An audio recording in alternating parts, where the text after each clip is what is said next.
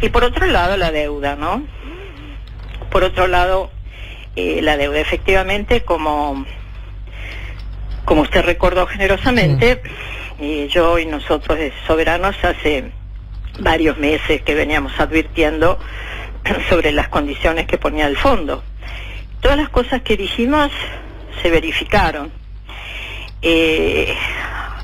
Además, hemos agregado en esta etapa nuestras propuestas alternativas, ¿no? Nosotros lamentamos que el gobierno no atienda la propuesta que presentamos el 20 de noviembre de llevar al fondo que es corresponsable de endeudamiento y de la fuga a la Corte Internacional de Justicia, y en cambio se da soberanía y someta al pueblo al ajuste perpetuo.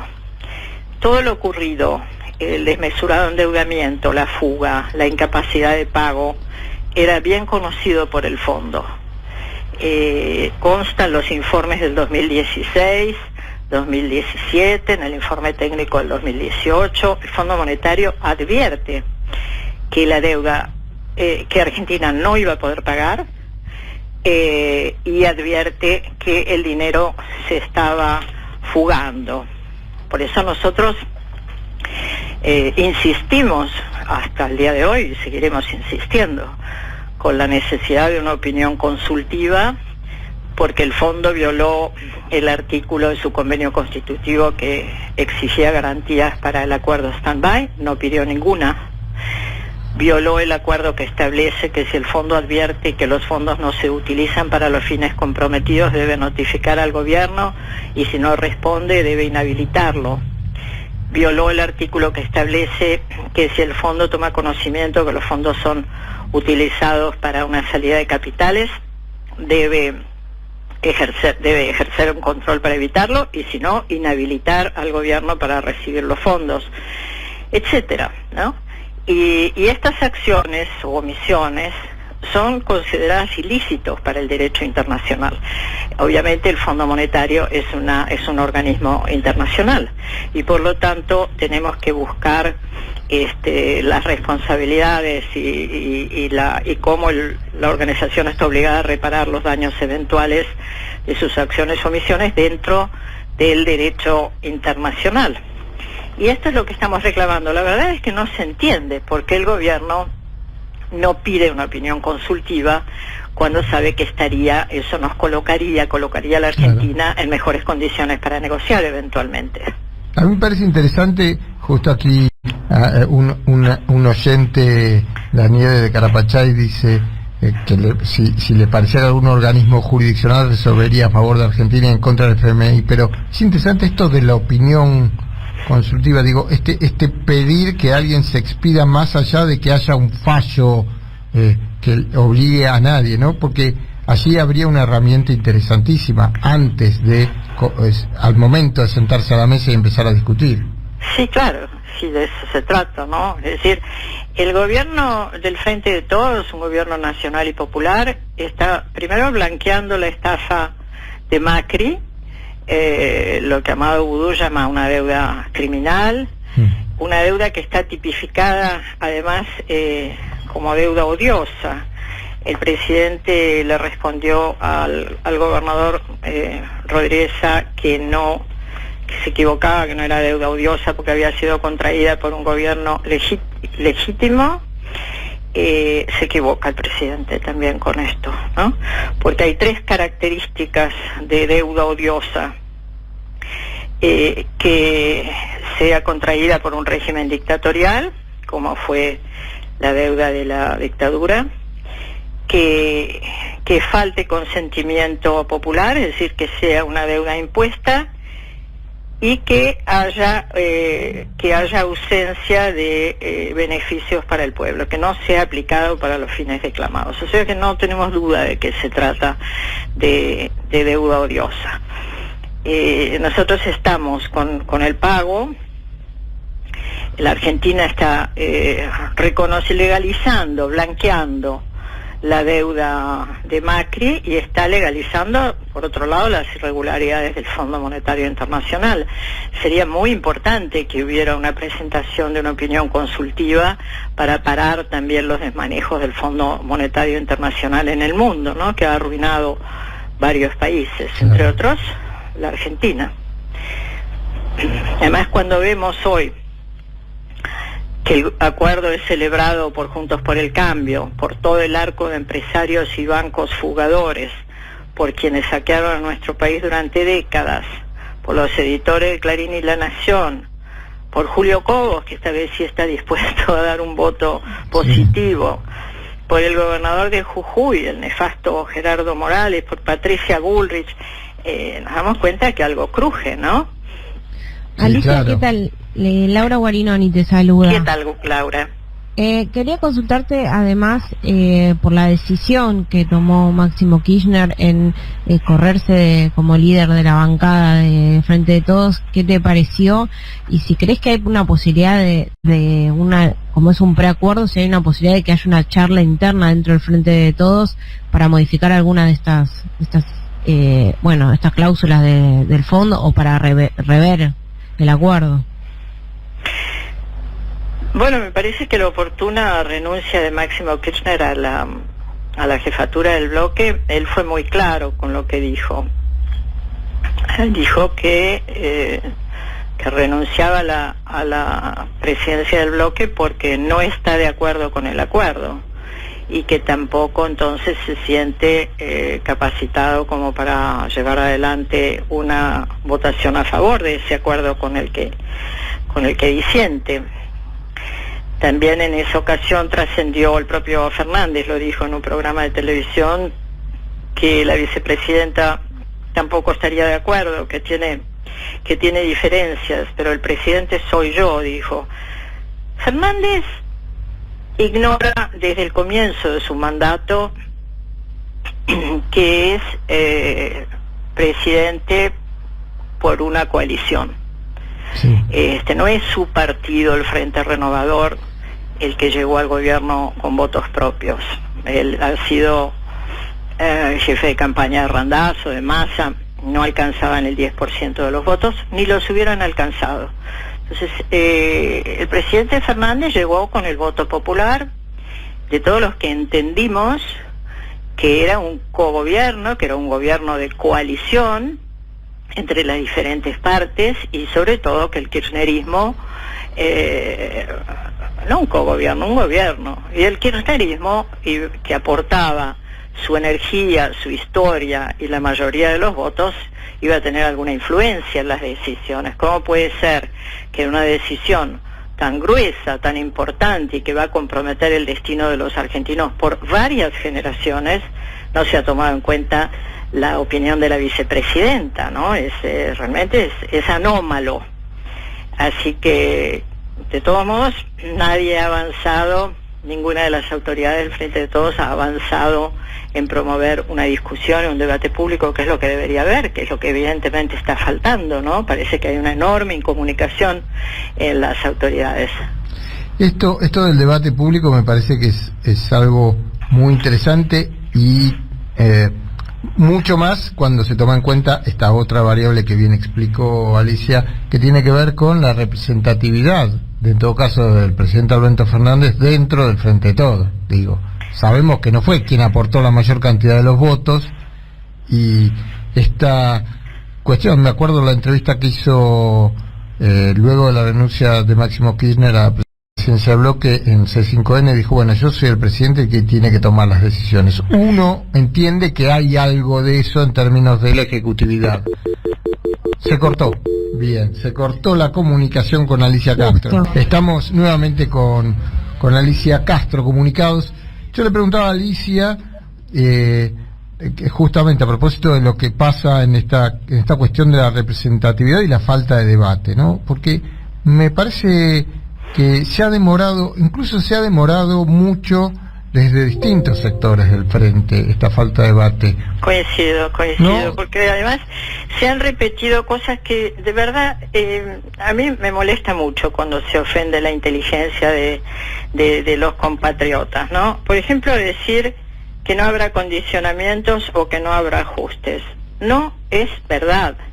Se puede leer en Twitter la comunicación oficial del Fondo Monetario Internacional y de su segunda también, que también tuitea, que dice, comillas, acordamos con Argentina la importancia de reducir los subsidios de energía. Esto quiere decir, obviamente, que va a haber aumento de tarifas, lo que va a perjudicar no solo a los particulares, sino también, sobre todo, a las pequeñas y medianas empresas. Y también el fondo informa que pactaron una reducción progresiva del gasto público hasta llegar al déficit cero en 2025. El 2025 probablemente, seguramente va a haber un gobierno diferente, distinto, pero no importa, es el pueblo argentino es el que va a pagar la deuda, ¿no? Entonces, todos recordamos, o yo sé que Guzmán es muy joven, pero alguien le tiene que enseñar lo que pasó con el déficit cero de Cavallo en la Argentina. Alguien le tiene que ilustrar sobre lo que pasó con el blindaje y cómo de la Rúa hablaba en los mismos términos, pero hasta calcados, como se habla hoy, ¿no? Qué bueno es dar buenas noticias, decía que se había llegado a un buen acuerdo, y es un acuerdo que bajaba el gasto, el déficit. No sé si los argentinos y argentinas tienen claro que nos van a prestar otros 44.000 millones para que paguemos estos 44.000 millones de la estafa de Macri, ¿no? Y que para que paguemos la nueva deuda, nosotros estamos contrayendo nuevo endeudamiento, y para que paguemos la nueva deuda vamos el fondo va a ajustar, ¿no? ¿Y cuáles son las condiciones del ajuste? Va a haber un recorte del gasto público con un control trimestral de ejecución presupuestaria según el cumplimiento de metas hasta llegar, como dijimos, al déficit cero. Los aumentos de salarios y de jubilaciones se harán solo según el cumplimiento de metas fiscales. Va a haber un achicamiento de la brecha cambiaria entre oficial y el otro. Son maestros del eufemismo, en general los ministros de Economía y el Fondo Monetario Internacional. ¿Qué quiere decir achicamiento de la brecha cambiaria? Devaluación. Una devaluación del 30% va a quitarle el 30% del poder de compra, del poder adquisitivo a los trabajadores activos y a los trabajadores jubilados. Va a haber tasas de interés positivas para alimentar la especulación financiera y para guardar los dólares para pagar al Fondo Monetario Internacional, entre otras, continuidad de pago a los bancos del IX, que ha vaciado nuestras reservas, y otros instrumentos a tasas por encima de la inflación. ¿Y qué más se sabe? Se sabe que va a haber una auditoría general a cargo del inglés Ben Kelmanson,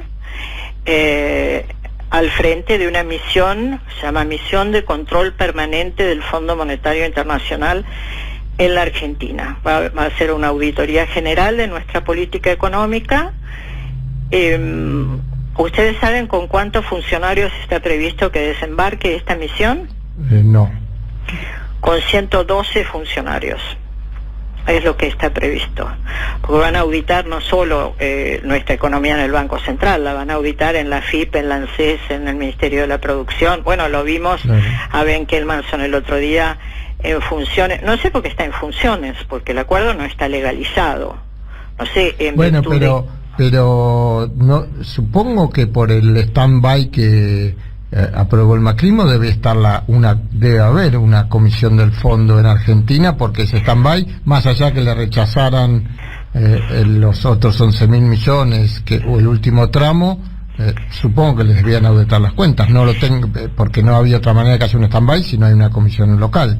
No, pero esta comisión, puede haber un funcionario, como estaba el jamaiquino Trevor Alain, pero esta comisión tiene facultades renovadas de auditoría general de nuestra política económica, ¿no? A un nivel que, cuando lo vemos al señor el otro día en la Policía Federal Argentina, con bandera británica, lo cual representa una provocación de algún protocolo que se ha metido ahí que metió la cola, Sí. Porque en todo caso tendrían que haber puesto la bandera del fondo, digamos. Claro. No es muy popular, pero tampoco... Pero no es la británica. Entonces, por un lado nosotros estamos denunciando, y el gobierno protesta ritualmente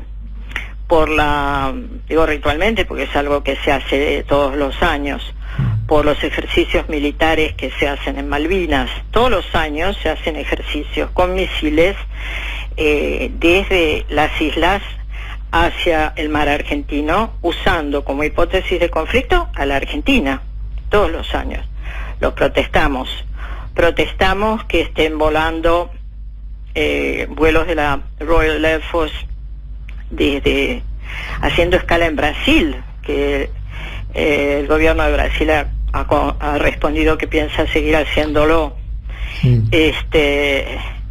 Protestamos la presencia del usurpador en Malvinas, la rechazamos, pero ahora no vamos a tener solamente a los británicos controlando el Atlántico Sur, vamos a tener a un británico al frente de una misión de control permanente que va a auditar en forma de cogobierno a toda la economía, toda la política económica argentina, que se invierte en jubilaciones, que se invierte en empleo, que se invierte en producción, que se deja de invertir. Porque esto es como yo le decía, ayer le trataba de explicar a la hija de una amiga. Es como si yo presto 100.000 pesos por 4 años, con intereses. A los 4 años la persona que se lo presté me dice, no te lo puedo pagar, no tengo plata en el banco. Yo digo, yo te lo presto de nuevo, te presto esos 100.000 pesos para que vos me pagues a mí. Y luego estos nuevos 100.000 pesos me los pagás dentro de 4 años con intereses. Pero no me los vas a poder pagar si seguís gastando todo lo que gastás en esto, en lo otro, en jubilaciones, en subsidios, en creación de empleo, etcétera. Entonces, quien diga, Daniel y Laura, que este preacuerdo no contiene ajuste, miente. Sí, Miente y ofende la inteligencia del pueblo argentino. Hay algo que me parece que es clarísimo, que todos ya entendemos, y que esto es algo que incluso debería haberse debatido antes para entender, para proponer y para avanzar con una disputa sobre este problema, que aparte tiene mucho de trauma para muchos de nosotros, por lo menos los que hemos vivido durante muchos años las consecuencias de aquella deuda indigna que nos legó la dictadura y todo lo que pasó. Digo, hay algo del orden de lo psicológico que es muy, muy doloroso. Pero yo le quería preguntar, casi un poquito al margen, pero que tiene que ver con esto que nos dijo, como con su experiencia diplomática, ¿qué lugar, cómo puede ser que el representante del Fondo Monetario vaya a ser recibido por el jefe de la Policía Federal, que no haya, por supuesto, ningún tipo de comentario del ministro de Seguridad de la Nación, que es el ministro de Interior de la Nación, de quien depende la policía? No tengo claro en este momento cuál es la dependencia directa. Y por otro lado, el hecho de que Manson sea británico, digamos, uno lo puede tomar como una referencia en términos de las relaciones internacionales, que hayan elegido a un británico específicamente para mandar a Argentina. Sí, claro, no, sin ninguna duda, es una provocación. Es una provocación. Hay muchas nacionalidades para elegir entre los funcionarios del fondo. Casualmente la que tuitea es la segunda del fondo, es India. Sí. El fondo nunca es bueno, ¿no? Pero evidentemente que manden un británico a cargo de una misión de control permanente del fondo sobre la economía argentina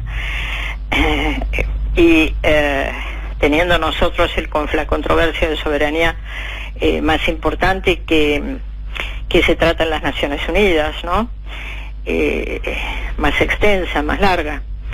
Y por otro lado, que haya hecho esa sobreactuación de ir a, no sé a qué, a inspeccionar a la Policía Federal Argentina con bandera británica, cuando nosotros empezamos a mostrarlo en las redes, la Policía Federal Argentina retiró los tweets, pero las fotos quedan, las expresiones quedan, las filmaciones quedan, y este enorme cipallismo que corroe las bases, ¿no?, de la política argentina, ¿no? Imaginemos si esta situación es ahora, ¿cómo será cuando no podamos pagar lo comprometido? Porque además no se va a poder pagar, es impagable, el propio fondo lo dice. El propio fondo lo dijo no solo en informes anteriores, lo dice ahora. Hay varios artículos interesantes del Fondo Monetario donde aseguran que ya ven que los problemas de Argentina no se van a poder resolver, ni aún con el nuevo préstamo. Alicia. Sí, nosotros proponemos 3 cuestiones antes de que me olvide de decir lo más importante, que en general es la propuesta. Proponemos que se vaya a pedir, el gobierno tendría que ir a las Naciones Unidas para pedirle a la Corte Internacional de Justicia una opinión consultiva sobre los errores y las responsabilidades del fondo en el endeudamiento argentino. La segunda cosa es que haya una consulta popular, porque que pase por el Congreso no es una explosión de democracia, es un requerimiento estricto del Fondo Monetario Internacional. Lo dicen, también lo escriben. ¿Por qué? Porque así como hicieron el préstamo más grande de la historia del Fondo Monetario Internacional para pagarle la campaña a Macri, y no les resultó, pero lo hicieron, pretenden erosionar un frente popular, pretenden erosionar el peronismo. Entonces quieren, obviamente, el Frente de Todos, Juntos por el Cambio lo va a votar porque blanqueamos su deuda ilegítima, desproporcionada, criminal, como dice Amado. ¿Por qué criminal? Porque somete a muchas personas al hambre, ¿no? Hay demasiados ciudadanos en la Argentina que no comen 3 veces por día. Hay demasiados que no pueden, demasiados adultos mayores que no pueden comprar sus remedios. ¿Cuánta gente conocemos que tiene que elegir entre pagar la luz o comprar el remedio para la presión? ¿Cuánta gente que saltea los remedios y toma uno día por medio porque no los puede pagar? Estas personas de un país rico y vasto, saqueado y recurrentemente saqueado, son las que nuevamente van a pagar una deuda ilegítima por el gobierno que la contrajo y por el organismo que la prestó. Yo creo que es una enorme injusticia. Así que lo otro que proponemos es que haya una consulta popular, que sea el pueblo que decida si quiere volver a ser ajustado durante generaciones y si quiere ser gobernado por el Fondo Monetario Internacional. Y luego, si de todas maneras el gobierno insiste en que hay que pagar, ¿quién lo paga? ¿Por qué no lo pagan los jugadores? Si el Banco Central de la República Argentina tiene el listado de nombres de los que fugaron, de los que lavaron, de los que evadieron esa deuda que entró y salió en manos privadas. Buena pregunta. Sí, Alicia, quería consultarte en este contexto que estás describiendo muy bien, cómo se puede evaluar el viaje de Alberto Fernández a Rusia y a China, y en ese contexto que dijo que no quería depender más de Estados Unidos, si son palabras vacías o significan algo. Bueno, como ustedes saben, yo soy crítica de la política de relaciones exteriores, por eso renuncié a mi designación como embajadora en Rusia, con la que me habían honrado enormemente. La política de relaciones exteriores no puede ser ambivalente, errática, ditirámbica. No se puede servir a 2 amos. Creo que ya está en la Biblia. No se puede servir a 2 amos. Entonces es evidente la dependencia de de Argentina en este momento de los Estados Unidos, ¿no? Hace pocos días en la OEA Argentina votó el no reconocimiento de las elecciones en Nicaragua. Argentina volvió a votar contra Venezuela. Argentina en la presidencia de la CELAC y dentro del Mercosur no pide que vuelva Venezuela al Mercosur, que fue expulsada por Mauricio Macri, etcétera, etcétera. Y de pronto entiendo que debe haber sido una frase en off, sí, la que publicaron diciendo que Alberto Fernández diciendo estoy empecinado, hablando en primera persona, estoy empecinado en que Argentina deje una excesiva dependencia de Estados Unidos y del Fondo Monetario. ¿Por qué digo que me parece que fue una frase en off que fue tomada por los periodistas? Porque luego las declaraciones que postea la prensa de Alberto Fernández o el propio Fernández o la Cancillería no tienen nada que ver con eso. Dicen estamos contentos con la relación bilateral, que hay que profundizarla. Ustedes lo habrán notado seguramente.